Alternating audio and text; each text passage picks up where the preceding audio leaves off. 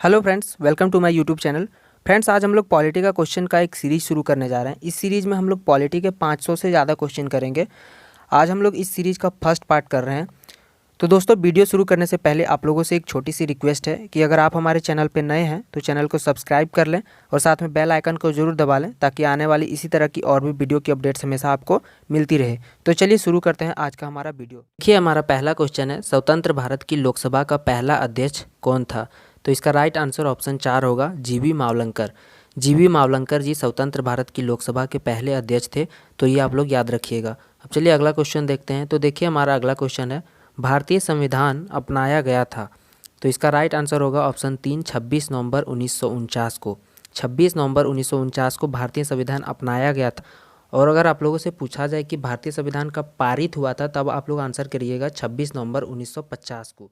अब देखिए, हमारा अगला क्वेश्चन है, राष्ट्रगान पहली बार कब गाया गया था? तो यहाँ पे ऑप्शंस मिस्टेक्स हैं। इसका राइट आंसर जो होगा वो होगा 1911 में। राष्ट्रगान को 1911 में पहली बार गाया गया था। और अगर आप लोगों से पूछ ले कि कहाँ पर गाया गया था, तो आप लोग याद रखिएगा कि सबसे पहले कोलकाता में गाया गया था।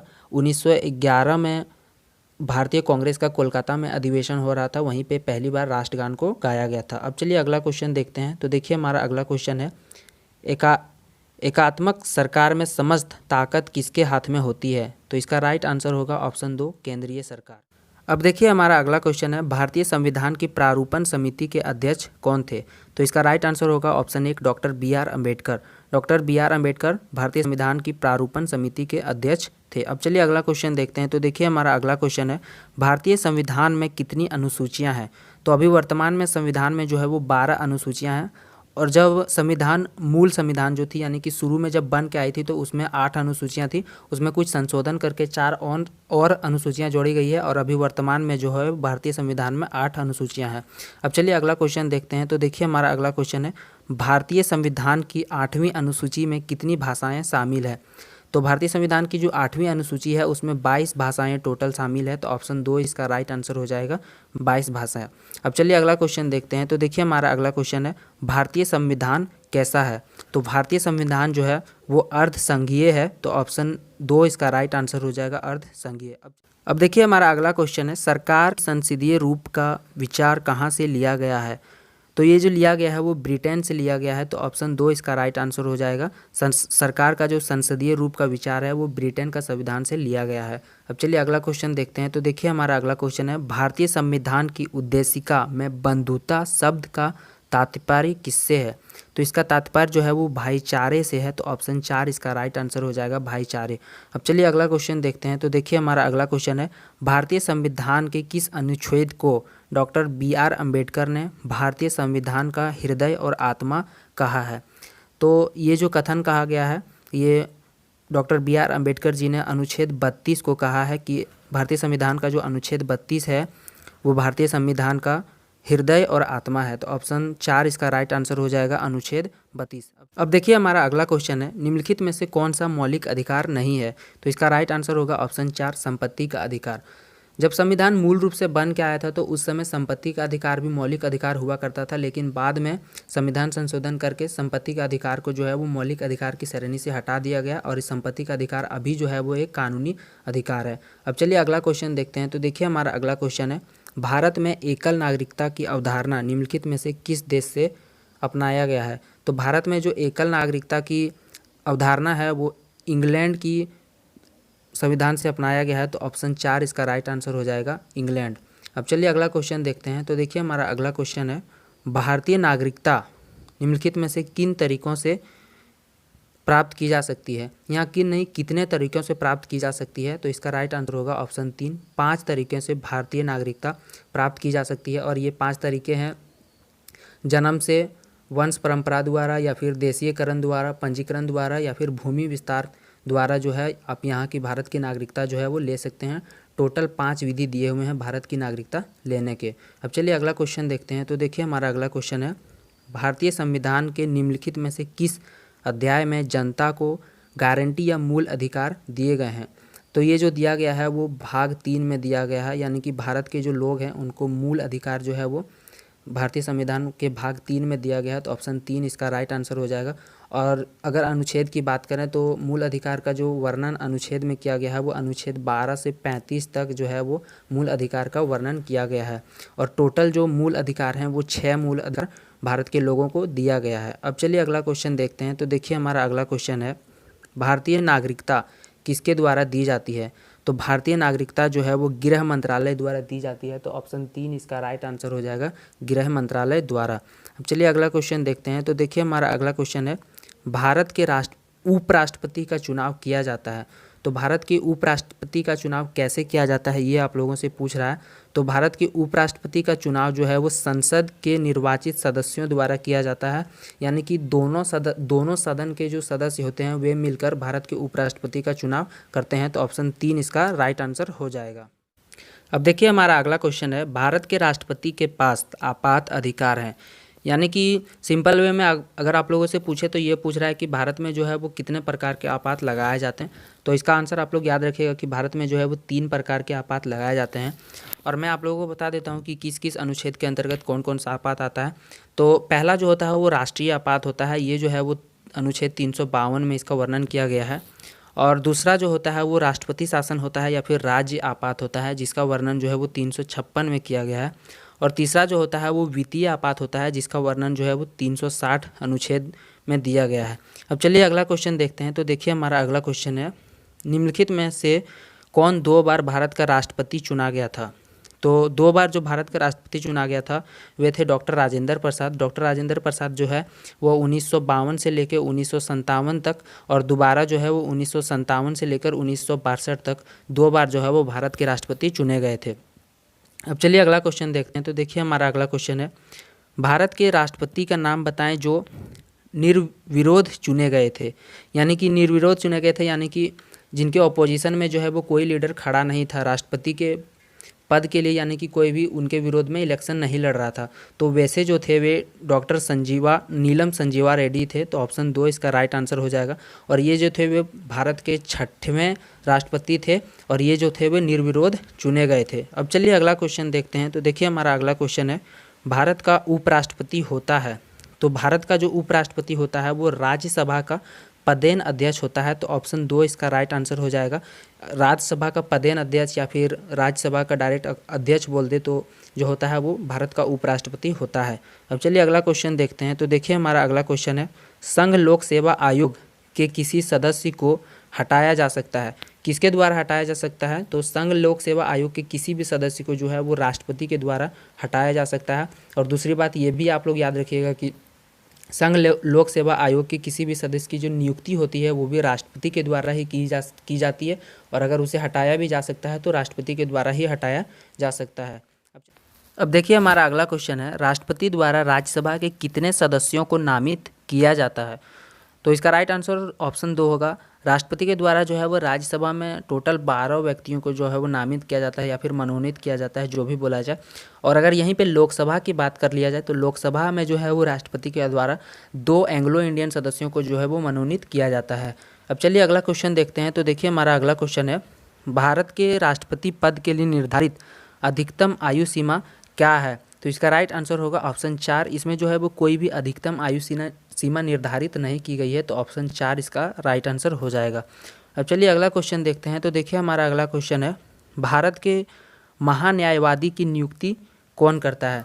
तो भारत के महान्यायवादी की नियुक्ति जो है वो राष्ट्रपति के द्वारा की जाती है। तो ऑप्शन 4 इसका राइट आंसर हो जाएगा, राष्ट्रपति के द्वारा। अब चलिए अगला क्वेश्चन देखते हैं। तो देखिए हमारा अगला क्वेश्चन है, भारत के राष्ट्रपति के चुनाव के लिए नागरिक को कितनी आयु पूरी कर लेनी चाहिए?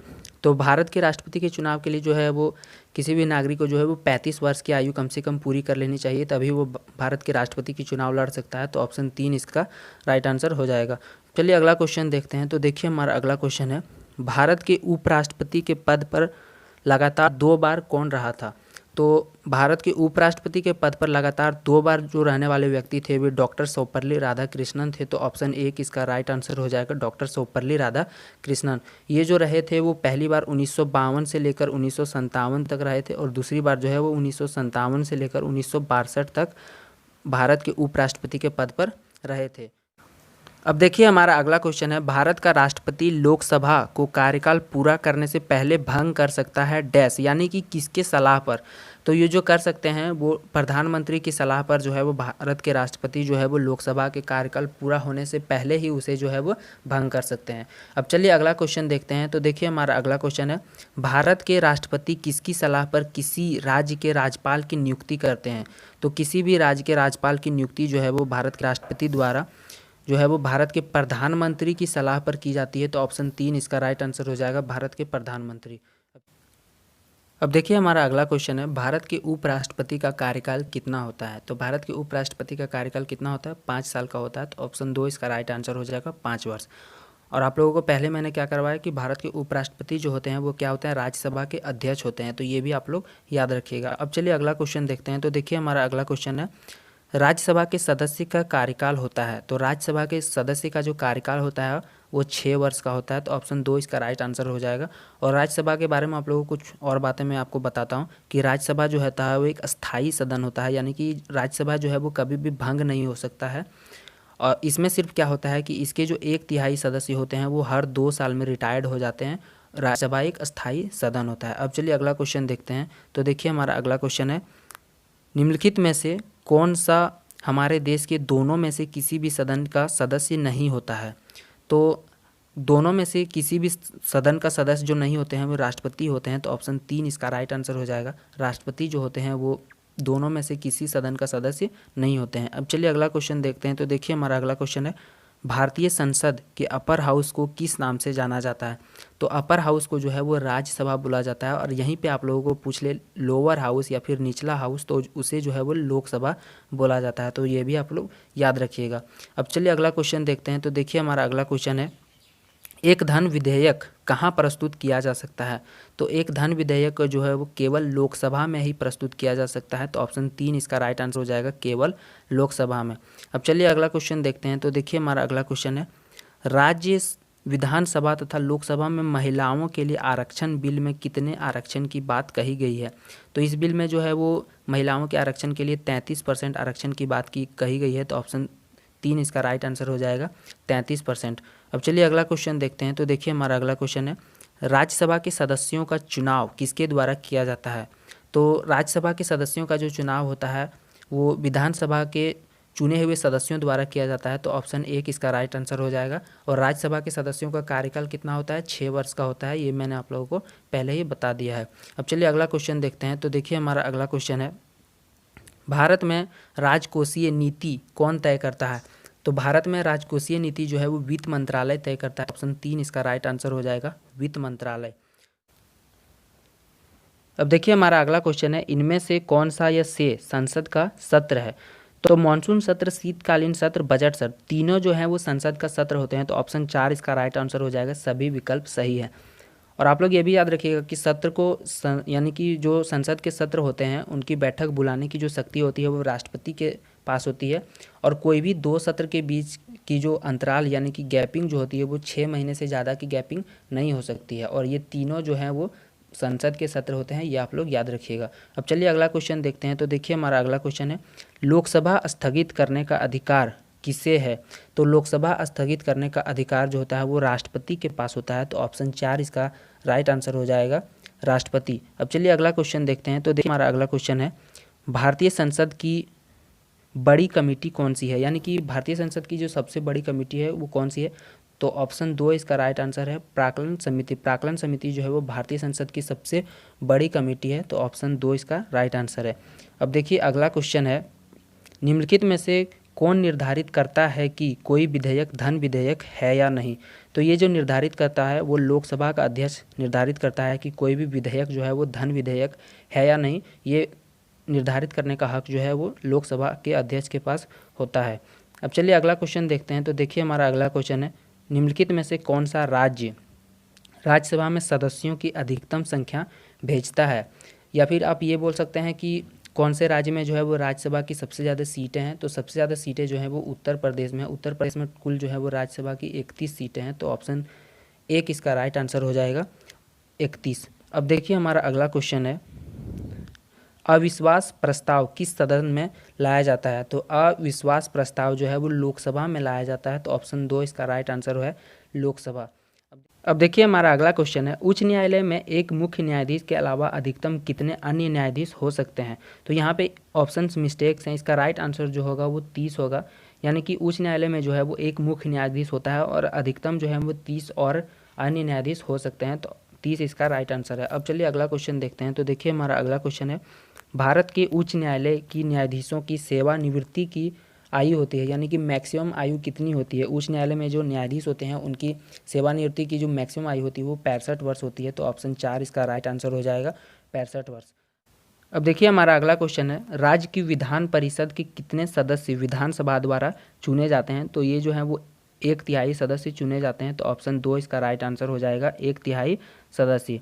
अब देखिए हमारा अगला क्वेश्चन है, जम्मू और कश्मीर की पहली महिला मुख्यमंत्री का नाम क्या है? तो जम्मू और कश्मीर की जो पहली महिला मुख्यमंत्री बनी थी वो महबूबा मुफ्ती बनी थी। तो ऑप्शन 2 इसका राइट आंसर हो जाएगा महबूबा मुफ्ती। अब देखिए अगला क्वेश्चन है, राज्य लोक सेवा आयोग के सदस्यों की नियुक्ति कौन करता है? तो राज्य लोक सेवा आयोग के सदस्यों की नियुक्ति जो है वो राज्यपाल के द्वारा किया जाता है। तो ऑप्शन 2 इसका राइट आंसर हो जाएगा राज्यपाल। अब देखिए हमारा अगला क्वेश्चन है, राज्यपाल को पद की शपथ किसके द्वारा दिलाई जाती है? तो राज्यपाल को जो पद की शपथ होती है वो उच्च न्यायालय के मुख्य न्यायाधीश के द्वारा दिलाई जाती है। तो ऑप्शन 4 इसका राइट आंसर हो जाएगा उच्च न्यायालय के मुख्य न्यायाधीश के द्वारा। अब देखिए हमारा अगला क्वेश्चन है और ये आज का लास्ट क्वेश्चन है, राज्य विधानसभा के सदस्यों की अधिकतम निर्धारित संख्या क्या है?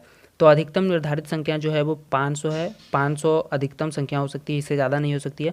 और कम से कम किसी भी राज्य में जो विधानसभा के सदस्यों की संख्या है वो 60 कम से कम रहनी चाहिए। लेकिन इसमें 3 अपवाद हैं। पहला जो है वो गोवा है, गोवा में सिर्फ 40 सदस्य हैं। दूसरा सिक्किम है, सिक्किम में 32 सदस्य हैं। और मिजोरम में जो है वो 40 सदस्य हैं।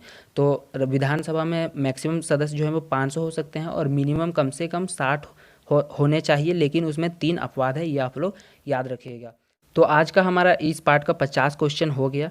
आप लोगों को जल्द ही इसका नेक्स्ट पार्ट मिल जाएगा। मैं आशा करता हूँ कि आप लोगों को ये पार्ट अच्छा लगा होगा। अगर आप लोगों को अच्छा लगा तो वीडियो को लाइक कर दीजिए और अपने दोस्तों के साथ शेयर कीजिए ताकि और भी स्टूडेंट्स हमारे साथ जुड़ सकें। और अगर आप हमारे चैनल पर नए हैं और अगर अभी तक हमारे चैनल को सब्सक्राइब नहीं किया है तो हमारे चैनल को सब्सक्राइब कर लें और साथ में बेल आइकन को जरूर दबा लें ताकि आने वाली इसी तरह की वीडियो की अपडेट्स हमेशा आपको मिलती रहेगी।